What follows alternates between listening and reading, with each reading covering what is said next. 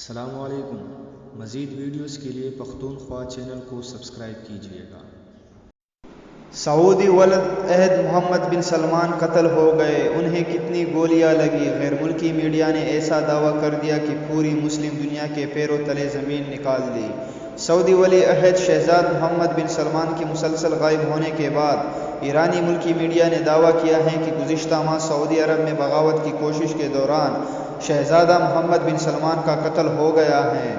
سعودی عرب نے اس خبر پر بھی ابھی تک کسی قسم کی تردید یا تصدیق نہیں کی۔ غیر ملکی خبر رساں ادارے سپوتنک نے ایرانی اخبار خیان کی رپورٹس کا حوالہ دیتے ہوئے دعویٰ کیا ہے کہ گزشتہ ماہ 21 اپریل کو بغاوت کی کوشش کے دوران سعودی ولد عہد شہزادہ محمد بن سلمان کو مبینہ طور پر 2 گولیاں لگیں، جس کی وجہ سے ان کا انتقال ہو گیا۔ ایرانی اخبار نے دعویٰ کیا کہ ایک عرب ملک کے سینئر افسر کو بھیجی گئی خفیہ رپورٹ میں یہ بات سامنے آئی ہے۔ ان کا کہنا تھا کہ 21 اپریل کے بعد سے محمد بن سلمان کی کوئی تازہ تصویر یا ویڈیو سامنے نہیں آئی ہے۔